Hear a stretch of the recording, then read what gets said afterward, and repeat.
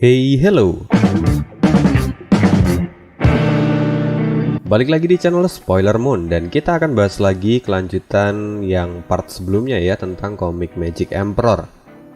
Nah, di part sebelumnya kita sudah mendengar kalau Menara Huayu itu sedang diserang oleh aliansi dari keempat pilar. Jubijun bahkan turun tangan, tapi pada akhirnya dia terluka parah setelah melawan Lin Rufeng dan juga dua patriark lainnya. Lalu di akhir video kemarin kita juga tahu bahwa Tetua Agung atau Tetua Penjaga dari Menara Huayu itu ikut datang dan membantu. Sayangnya musuh juga mengeluarkan senjata andalan mereka, yaitu Huang Pu Fenglei. Dan terjadilah pertarungan 3 lawan 1. Kira-kira apa yang akan terjadi pada Huang Pu Fenglei? Dan konspirasi apa saja yang akan kita dengarkan di dalam part kali ini? Kita akan dengarkan sebentar lagi. Tapi jangan lupa untuk yang belum subscribe silahkan gas di subscribe dulu bos. Dan juga kalau misalnya ada yang mau nyawer boleh banget. Mungkin sebagai apresiasi buat Mimin gitu kali ya. Juga boleh tinggal diklik link yang ada di kolom deskripsi. Thank you banget dan selamat menikmati. Part 51. Pembahasan kali ini kita ambil dari light novel bab 429 sampai dengan 431. Huang Pu Fenglei kini telah dibelenggu oleh 3 tetua penjaga Menara Huayu. Titik akupunturnya dikunci hingga dia tidak bisa bergerak. Seorang wanita dengan gembira berkata, "Huang Pu Fenglei, apa menurutmu teknik gabungan kami barusan hanya untuk menyembunyikan satu trik? Kamu salah. Kami sadar dengan kekuatan kami tidak akan bisa mengalahkanmu. Jadi kami menggunakan rangkaian serangan tersembunyi untuk menaklukkanmu." Kelopak mata Huang Pu Fenglei bergetar. Dia tidak pernah menyangka kalau ternyata akan ada teknik gabungan seperti ini. Sekarang matanya dipenuhi dengan rasa haus darah. Dia sudah seperti seekor harimau yang dikurung di dalam kandang. Jangan melihat kami dengan tatapan seperti itu. Sekarang kamu dalam belenggu kami dan kamu tidak punya kesempatan untuk mengembalikan kekuatanmu. Karena titik akupunturmu sudah kami kunci semuanya. Selain itu, hawa dingin dari Phoenix X yang tadi kami lepaskan pun kini sudah merasuk ke dalam tubuhmu, kata salah seorang wanita di sana. Wanita yang lainnya juga berkata, "Jangan salahkan kami. Kamu sendiri yang meminta kami untuk menyerang secara bersamaan."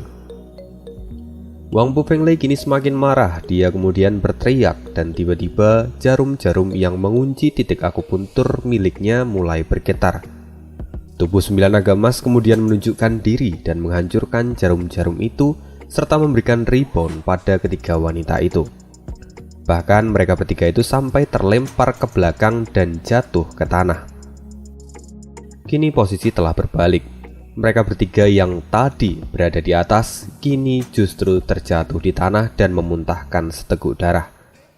Kini saat mereka melihat ke arah Huang Pu Fenglei, mereka sudah seperti melihat dewa yang turun dari langit.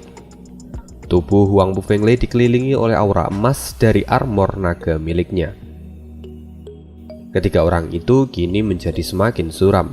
Bahkan setelah mereka bertiga bekerja sama pun, ternyata mereka sama sekali tidak bisa menghentikan Huang Pu Fenglei.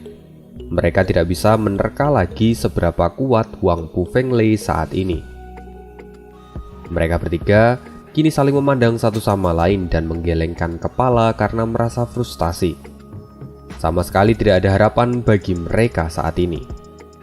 Sedangkan di sisi lain, Huang Pu Fenglei dengan aura keemasannya tampak melihat ke bawah seperti seorang dewa dan dia berkata, "Ini adalah seni tubuh tertinggi milik gerbang kekaisaran. Bagaimana mungkin trik gabungan milik kalian bisa mengalahkan teknik terkuat? Kalian terlalu menyombongkan diri." Seorang wanita kini berkata dengan tatapan tajam, "Saudaraku, kita sudah tidak punya pilihan lagi saat ini. Apakah kalian sudah siap?" Kedua wanita lainnya pun mengangguk. Mata mereka tampak tegas dan tidak punya keraguan sedikit pun. "Ya, kita sudah tidak perlu membicarakannya lagi. Karena hanya itu satu-satunya cara untuk memberikan waktu bagi Menara Huayu sampai sekutu datang." "Baiklah, ayo gunakan pilihan itu," kata salah seorang yang lain. Setelah itu kemudian mereka bertiga bangun dan memandang Huang Pufenglei tanpa keraguan sedikit pun. Salah satu di antara mereka kemudian berkata, "Huang Pufenglei, sekarang jika kamu memang begitu membanggakan seni tubuh milikmu, maka terima serangan gabungan kami yang satu ini. Jangan coba-coba untuk menghindarinya." Huang Pufenglei pun tertawa dengan penuh rasa percaya diri. "Tentu saja, aku tidak akan bergerak sedikit pun. Majulah," kata Huang Pufenglei dengan mata penuh kesombongan. "Baiklah, mari kita lakukan ini untuk keluarga." Begitu selesai mengatakan ini, ketiga tetua agung itu kemudian melesat ke arah Huang Pufenglei. Di sisi lain, Huang Pufenglei melihat mereka dengan ekspresi jijik dan tidak terlalu memperdulikan mereka. Lalu saat mereka sudah dekat dengannya, ketiga wanita itu segera menyebar dan segera mengelilingi Huang Pufenglei dari ketiga sisi. Dengan sigap mereka melepaskan sebuah pukulan ke tubuh Huang Pufenglei. Sayangnya pukulan itu tidak terlalu kuat. Bahkan seorang yang tidak memiliki kultivasi pun bisa melakukan pukulan seperti itu. Itu sama sekali tidak memberikan dampak pada Huang Pufenglei. Kini Huang Pufenglei menatap mereka dengan tatapan curiga. Bagaimana bisa tiga ahli di ranah visi dewa melepaskan pukulan lemah seperti itu? Sehingga Huang Pufenglei pun mencibir mereka. "Apakah ini teknik gabungan milik kalian? Ini sudah seperti pukulan anak kecil. Bahkan tidak ada energi sama sekali di dalam pukulan kalian. Sayang sekali, kalian telah menyia-nyiakan kesempatan terakhir kalian."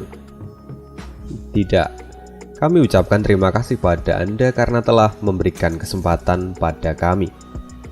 Tapi sayangnya ini bukanlah pukulan biasa," kata wanita tertua dengan senyuman di wajahnya.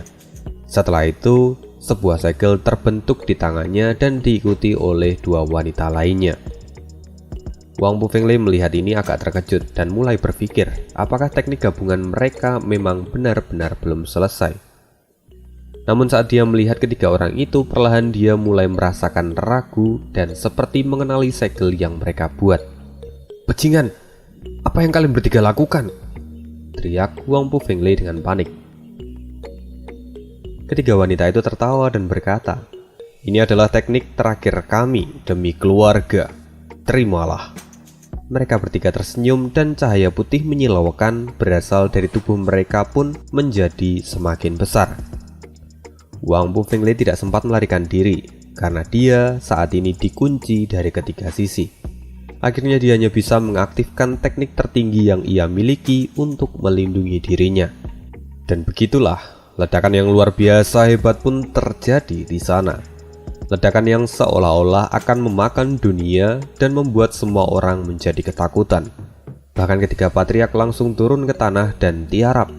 Mereka tidak bisa menahan efek ledakan ini jika tetap berada di udara.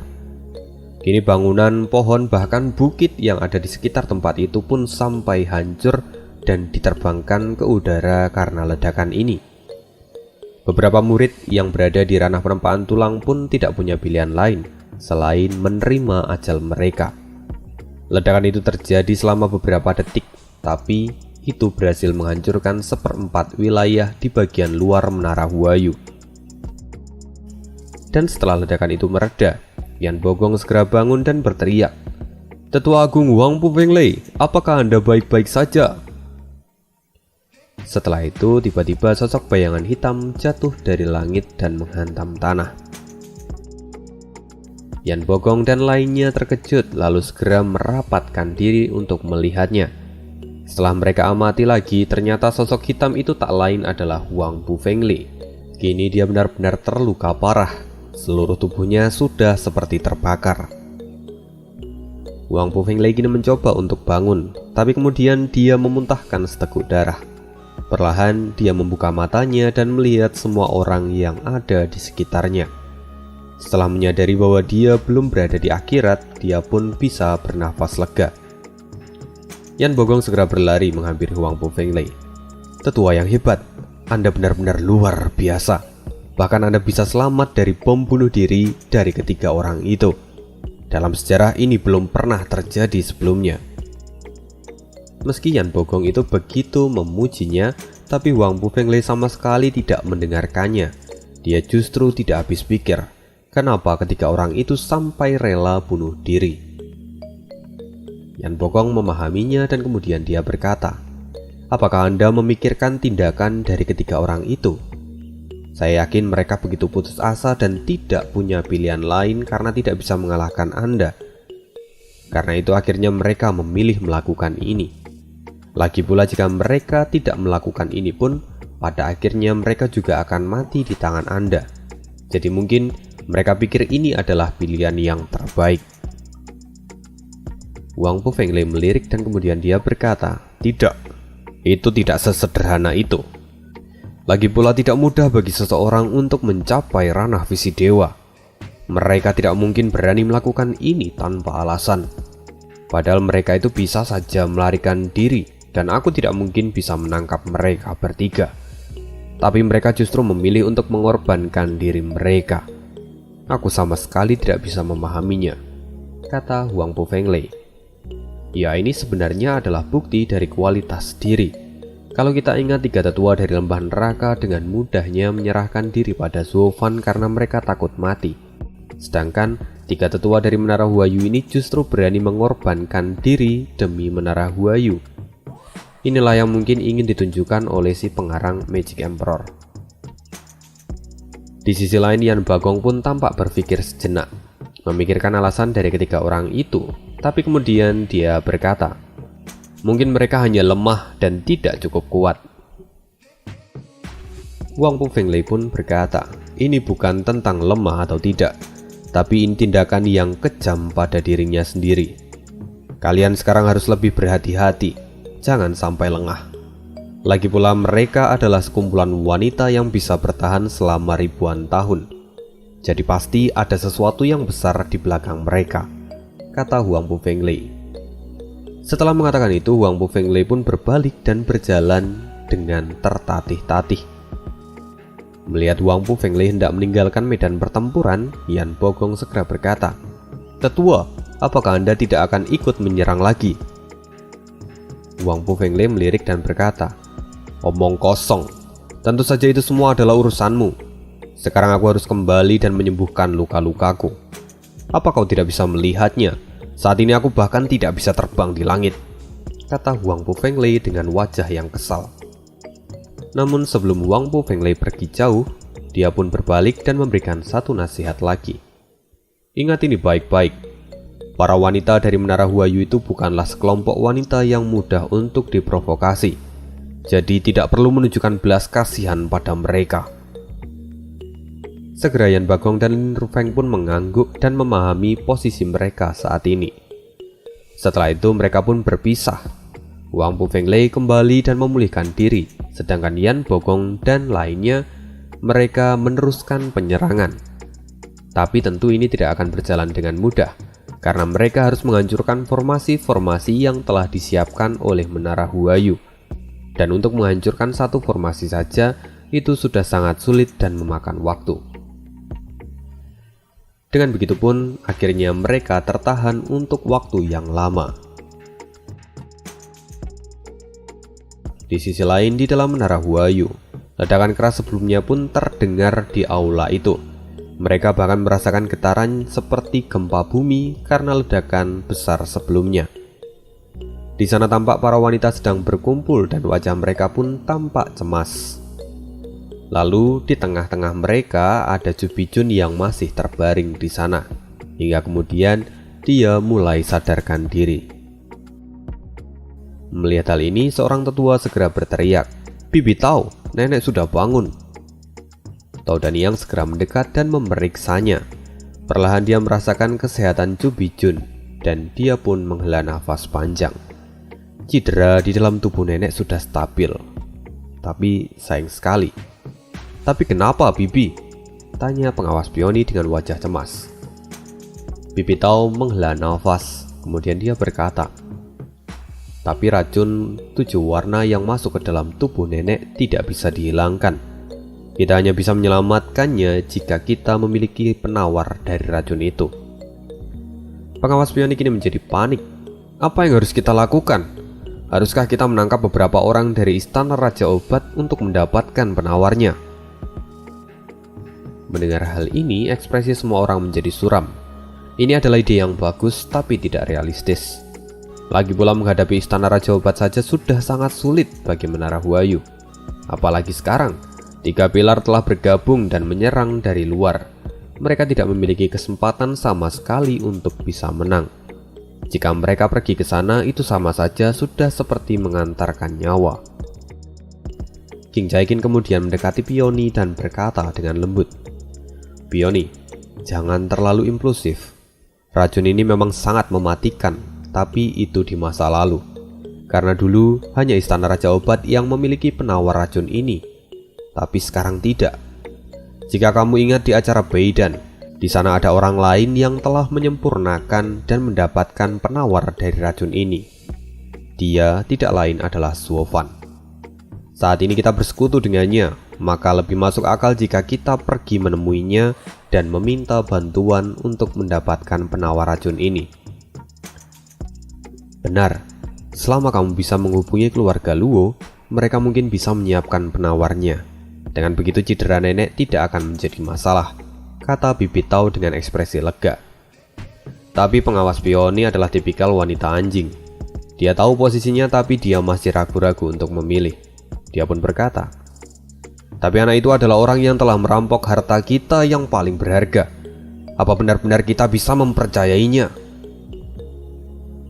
Karena dia telah merampok kita, maka kita harus meminta dia untuk membayarnya," kata seseorang dengan suara lirih. Semua orang menoleh dan ternyata itu adalah Ju Bijun. Perlahan Ju Bijun berusaha untuk bangun dan berkata lagi, "Kita harus terus bergerak maju dan aku ingin mempertahankan Menara Huayu serta isinya. Sekarang kita dalam posisi tidak untuk memilih, karena jika kita hanya diam, maka kita akan mati dan hancur. Jika itu sampai terjadi, bahkan jika Karbo dikembali pun itu tidak ada artinya." Begitu semua orang mendengar ini, mereka terdiam dan semuanya larut dalam pikirannya masing-masing. Setelah beberapa saat, mereka semua kemudian mengangguk dan setuju dengan pikiran dari Ju Bijun. Kecuali ya tentu saja pengawas Peony. Semua orang mempercayainya, karena apa yang dipilih oleh Ju Bijun adalah untuk kemajuan dari Menara Huayu sendiri. Dia juga memikirkan masa depan dari Menara Huayu dan tidak terikat pada ideologis kuno yang bahkan mungkin bisa menghancurkan Menara Huayu di masa depan. "Jadi kali ini kita harus meminta bantuan pada keluarga Luo," kata pengawas Peony dengan penuh keraguan-raguan. Emang ngeselin banget nih orang lama-lama. Gue hapus juga karakter Peony ini lama-lama dari spoiler. Ngeselin mulu kerjaannya. Pada dasarnya pengawas Peony itu hanya ingin menjaga martabatnya. Dia hanya tidak ingin memaafkan orang yang telah mencuri harta itu dan meminta bantuan padanya. Itu sungguh rendah sekali di mata pengawas Peony, dan itu yang membuat dia tidak mau melakukannya. Ya ada banyak hal lagi yang pernah Suofan lakukan sih sebenarnya.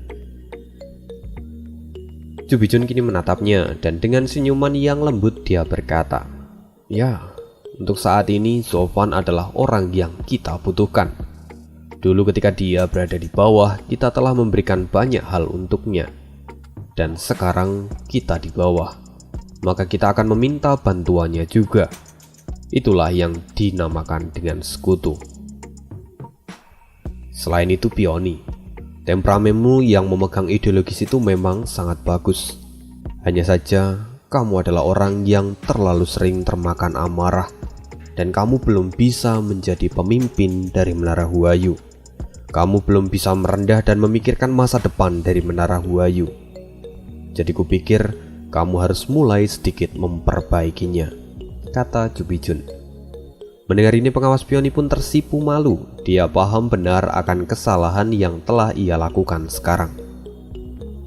Setelah itu Ju Bijun kemudian bertanya, "Aku tadi merasakan getaran seperti gempa bumi. Getaran apa itu sebenarnya?" Semua orang pun tidak tahu dan saling memandang satu sama lain. Dan setelah itu tiba-tiba ada sosok wanita dengan terburu-buru datang ke tempat itu. Dia tampak menangis dan berteriak, "Nenek, 3 tetua agung, 3 tetua agung." "Ada apa dengan mereka?" kata Jubijun dengan wajah panik. Wanita yang baru saja datang itu masih menangis dan berkata, "Mereka telah meledakkan diri untuk menahan tetua agung gerbang kekaisaran, Wang Pufenglei." "Apa?" Pupil mata Jubijun seperti mau keluar dari tengkorak kepalanya. Dia sangat terkejut sekaligus terpukul. Hanya dalam beberapa detik, matanya kini telah dibanjiri oleh air mata. Semua orang pun kini menjadi semakin cemas. Mereka menatap Jubijun dengan wajah putus asa. Jubijun dengan air mata yang masih mengalir, dia melambaikan tangannya dan berkata, "Ini adalah kesalahanku. Kecerobohanku sebelumnya membuat ketiga tetua agung meninggal. Jika saja aku mendengarkan peringatan dari Zuofan dan mengevakuasi semua orang, mungkin ini tidak akan pernah terjadi." "Nenek, Anda tidak bisa menyalahkan diri Anda seperti itu. Ini semua adalah salah Zuofan sendiri. Jika saja dia tidak menghancurkan kepercayaan kita, bagaimana mungkin kita akan meragukan peringatannya?" kata pengawas Peony. Ya, orang ini sebenarnya belum sadar akan kesalahannya. Dia cuma bisanya itu menyalahkan orang lain. Tapi Jubijun kemudian berkata, "Tidak, meski begitu tetap saja ini adalah keputusanku. Jadi kematian mereka bertiga adalah tanggung jawabku. Tapi sekarang ada hal yang lebih penting, bahwa Menara Huayu dalam masalah besar. Jadi setelah kematian dari ketiga tetua agung, bagaimana dengan kondisi Wang Pufenglei?" kata Jubijun. "Lapor, Nek. Wang Pufenglei saat ini terluka parah dan kembali untuk memulihkan diri. Sedangkan Patriark Qian dan yang lainnya masih mencoba untuk menerobos formasi dan memaksa untuk masuk. Tapi karena pengorbanan dari tiga tetua agung, kita jadi bisa bertahan untuk waktu yang lebih lama," jawab wanita itu. "Lalu bagaimana dengan tetua agung lainnya? Dan bagaimana dengan orang-orang dari gerbang kekaisaran?" tanya Jubijun untuk menilai situasi mereka. Wanita itu pun berkata, "Mereka tidak menunjukkan diri, Nek." Jubijun pun tampak berpikir sejenak lalu berkata, "Jika memang mereka tidak berpartisipasi dalam perang ini, maka kita masih bisa bertahan." Mata Jubijun menyipit dan segera memberikan perintah. "Semua tetua dengarkan perintahku. Semuanya segera pergi ke garis depan untuk bertahan dan bukan menyerang. Jika situasi semakin berbahaya, segera mundur ke formasi belakang. Kita akan terus bertahan sampai sekutu datang untuk menolong." "Baik," jawab semua orang serempak dan segera pergi meninggalkan tempat itu. Dan setelah itu, perjalanan panjang dari penaklukan Menara Huayu pun dimulai. Yan Bogong dan yang lainnya terus menyerang formasi dari Menara Huayu selama 3 bulan lebih. Selama 3 bulan itu mereka berhasil menghancurkan 26 formasi, dan sekarang masih tersisa puluhan formasi besar di dalam Menara Huayu. Jika ini terus berlanjut, maka mungkin itu akan memakan waktu hingga bertahun-tahun. Kini Lin Rufeng yang melihat perkembangan mereka ini menjadi sangat kesal. "Sialan, seharusnya aku membawa semua tetua agung di rumah. Jika begini, tidak akan ada habisnya. Belum lagi baik gerbang kekaisaran dan penjaga naga itu sama sekali tidak mau maju ke depan. Mereka hanya main aman di belakang. Mereka bahkan tidak berniat untuk membantu kita. Bukankah kita tidak lebih seperti kacung saat ini?" "Tenangkan dirimu, Patriark Lin," kata Yowan San yang kini mendekati Lin Rufeng. Dia kembali berkata, "Bukankah Tuan Leng sudah mengatakannya sebelumnya? Kita sekarang sedang membagi tugas. Kita menaklukkan Menara Huayu, sedangkan mereka akan menghalau bala bantuan yang ingin membantu Menara Huayu dari belakang.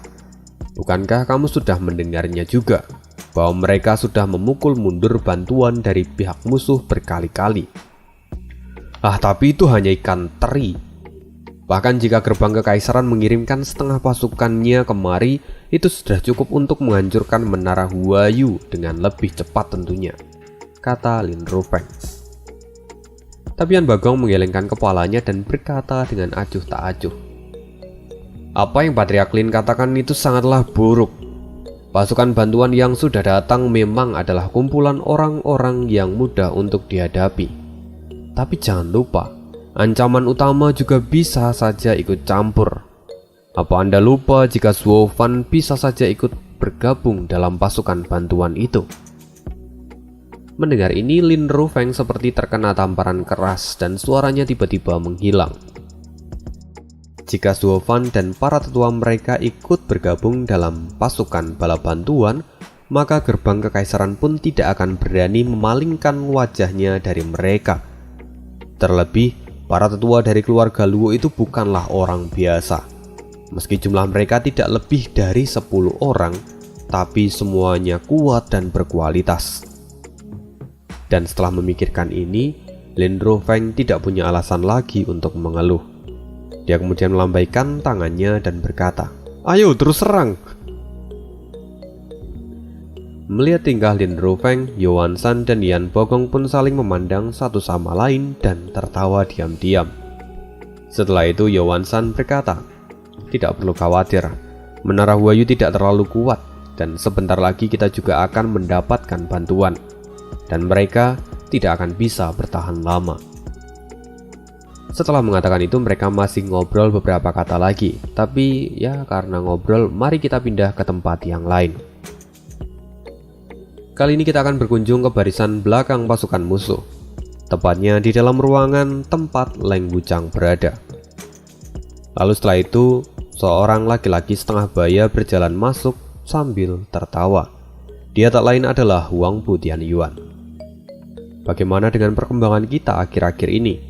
Pengepungan Menara Huayu sudah berjalan selama kurang lebih 3 bulan, tapi yang datang ke tempat kita hanyalah ikan dan udang kecil saja. Aku penasaran kapan kita bisa mendapatkan ikan besar, kata Huang Pu Tianyuan. Melihat Huang Pu Tianyuan yang datang berkunjung, Leng Wuchang kemudian segera bangun dan memberikan hormat. Lalu dengan sedikit desahan, Leng Wuchang pun berkata, "Saya khawatir bahwa itu akan memakan waktu yang sangat lama, bahkan mungkin akan berbeda dengan rencana awal kita." "Maksud Anda apa? Apa yang membedakan itu?" kata Huang Pu Tianyuan dengan wajah sedikit cemberut. Leng Wuchang mengambil nafas dalam-dalam dan berkata, "Saat kita membuat rencana ini, kita sengaja menggunakan Menara Huayu untuk memancing Suo Fan masuk ke dalam jebakan. Jika dia datang untuk membantu, maka Anda akan membereskannya dengan kultivasi baru Anda. Saya juga yakin Anda pasti bisa mengalahkannya hanya dalam beberapa gerakan saja." Tapi apa?" kata Huang Pu Tianyuan mendesak. Leng Wuchang melengkan kepalanya dan berkata lagi, "Tapi dalam situasi ini, sepertinya kitalah yang terjebak." "Jebakan apa itu?" kata Huang Pu Tianyuan. "Mungkin kita telah salah menebak niat dari Suo Fan. Itu yang membuat kita jatuh dalam jebakan permainannya. Saya yakin bahwa dia telah melihat jauh lebih dalam dari apa yang sudah kita lihat sebelumnya. Awalnya saya pikir Suo Fan akan membutuhkan Menara Huayu sebagai sekutu dan salah satu kekuatannya. Karena itu, wajar jika kita berpikir kalau dia akan datang untuk membantu. Tapi sepertinya justru Suo Fan ingin menggunakan kita untuk menghancurkan Menara Huayu." "Apa?" teriak Huang Pu Tianyuan. "Apa yang Anda katakan? Bagaimana mungkin dia ingin kita menghancurkan Menara Huayu? Apa untungnya bagi dia?" tanya Huang Pu Tianyuan. Leng Wuchang sekali lagi menghela nafas. Tentu itu akan memberikan dia keuntungan. Senyuman mulai muncul di wajah Leng Wuchang. Lalu dia kemudian melanjutkan kata-katanya. "Ginseng tanpa akar adalah ginseng yang paling mudah untuk diambil. Sama seperti Menara Huayu. Saat mereka hancur, mereka tidak akan memiliki pilihan lain selain bergabung dengan keluarga Luo. Dengan begitu, kekuatan keluarga Luo pun akan meningkat setelah melahap mereka. Saya hanya tidak habis pikir bahwa Suo Fan sudah memikirkan semuanya sampai sejauh ini. Dia benar-benar menakutkan. Bahkan jika tebakan saya tidak salah, saat ini Suo Fan juga mengharapkan kita untuk menghancurkan Mansion Jianhao dan juga Pavilion Qianlong. Dengan begitu dia akan menampung sisa-sisa dari kekuatan ketiga pilar itu. Ini adalah wujud rencana busuk dari seorang iblis sejati. Dengan menampung mereka, maka otomatis kekuatan keluarga Luo pun akan meningkat dan kesetiaan mereka pun datang tanpa paksaan, kata Leng Wuchang. Dan saat mengatakan ini, keringat dingin membasahi kepalanya, seolah-olah dia itu merasakan kengerian dari rencana Zuo Fan. Meski mereka adalah sekutu, tapi Zuo Fan ternyata bahkan tega untuk bertindak sekejam ini. Wang Pu Tianyuan yang mendengarkan ini pun sampai terkejut dan matanya pun tampak menyusut. Pavilion Qianlong adalah sekutu pertama dari keluarga Luo, dan Zhu Qinchen juga adalah orang yang membawa persatuan antara Menara Huayu dan keluarga Luo. Dengan hubungan seperti itu, bagaimana bisa dia menjadi begitu kejam? Leng Wuchang pun tersenyum. Itulah yang membuat Zuo Fan menjadi sangat menakutkan. Zuo Fan adalah orang yang tidak akan terikat pada cerita masa lalu. Dia adalah orang yang akan memikirkan masa depan dan meraih hasil yang terbaik. Mendengar hal ini, Wang Pu Tianyuan pun mengangguk. Dia kemudian berkata lagi, "Tapi bagaimana bisa dia tahu kalau kita akan berurusan dengan Menara Huayu terlebih dahulu?" Leng Wuchang pun tertawa. "Patriark, apa Anda ingat bahwa kita awalnya ingin membagi penyerangan ini menjadi 3 tim? Tapi pada akhirnya ada orang yang mengusulkan untuk menjadikan 1 titik saja. Apa Anda ingat siapa dia?" "Fang Qiubai," kata Wang Pu Tianyuan dengan mata melotot. Benar, itulah dia. Dia adalah orang yang mengusulkan rencana ini dengan alasan untuk menyelamatkan banyak nyawa. Jika kita mengerahkan 3 kelompok, maka semakin banyak orang yang kita butuhkan, dan itu pasti akan memakan lebih banyak korban jiwa. Dengan alasan ini, orang tua itu memanfaatkannya dan mulai menyulut api dari belakang, kata Leng Wuchang. "Orang tua itu? Maksudmu ini semua adalah pengaturan dari kaisar?" "Tepat," kata Leng Wuchang dengan tenang. Tapi Wang Pu Tianyuan justru semakin tidak tenang. "Tapi bukankah kaisar sendiri yang meminjam tangan kita untuk menghancurkan Zuo Fan? Kenapa dia justru membantunya juga? Bukankah itu tindakan yang bodoh? Atau jangan-jangan tujuan utama dari orang tua itu adalah gerbang kekaisaran kita?" "Tidak," jawab Leng Wuchang. "Pernyataan Anda kurang tepat. Kaisar dan Zuo Fan adalah 2 ahli strategi yang sangat handal. Kaisar juga menyadari ancaman dari Zuo Fan. Tapi di sisi lain dia juga tahu apa yang bisa kita lakukan.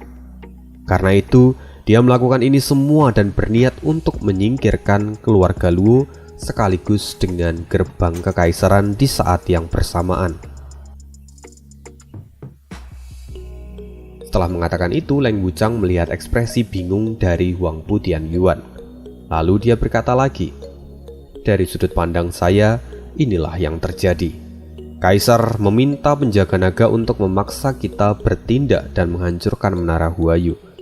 Lalu saat semua kekuatan terfokus di Menara Huayu, Kaisar mengirimkan surat kepada Zuo Fan dan memberitahunya tentang masalah ini.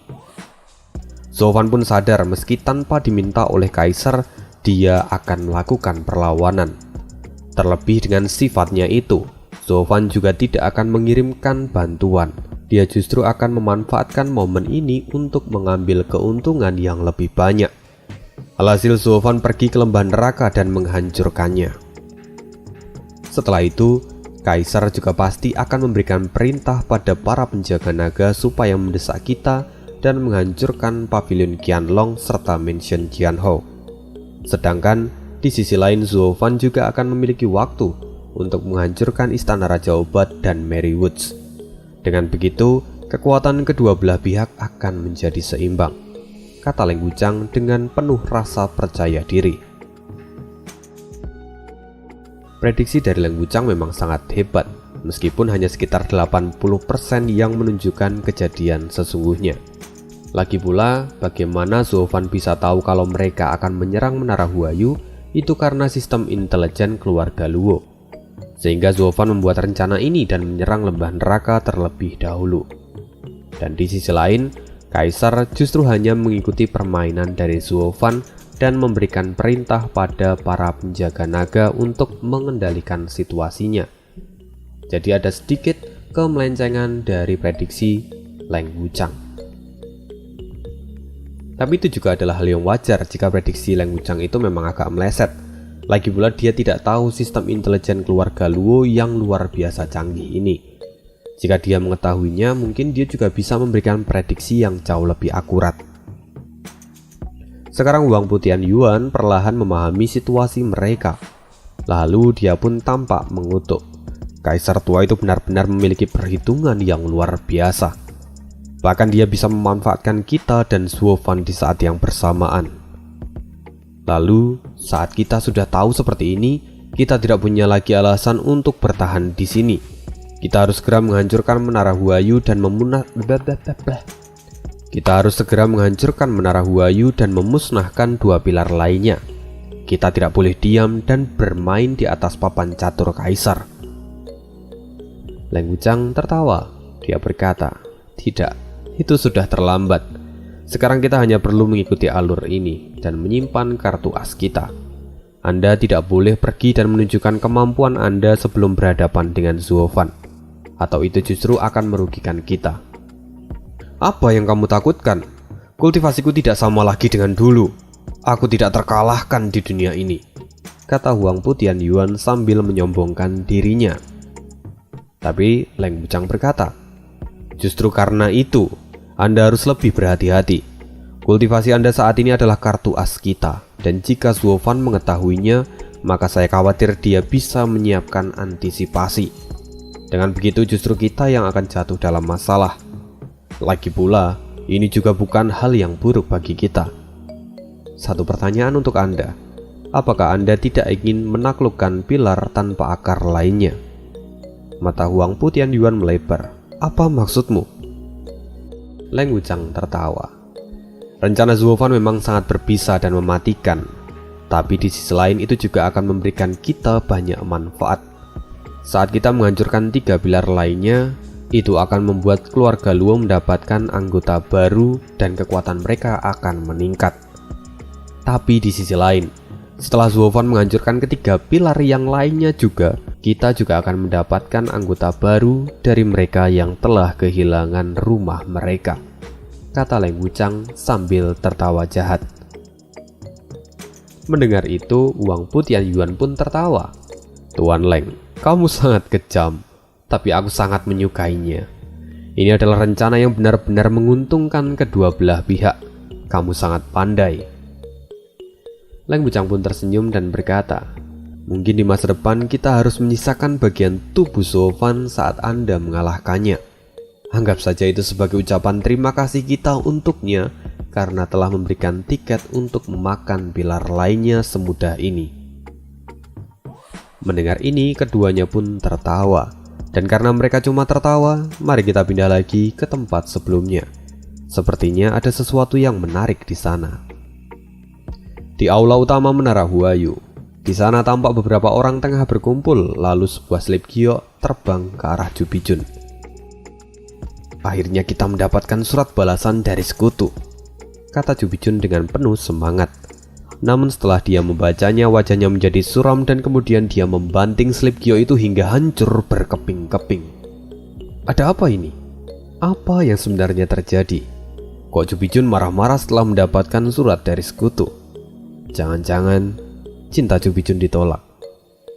Next, kita jumpa lagi di hari Kamis, dan thanks sudah menonton sampai akhir. Kalau misalnya mau nyawer, membagi support system kepada Mimin, boleh banget, linknya ada di kolom deskripsi. Itu aja untuk hari ini, dan sampai jumpa di hari Kamis. Bye-bye.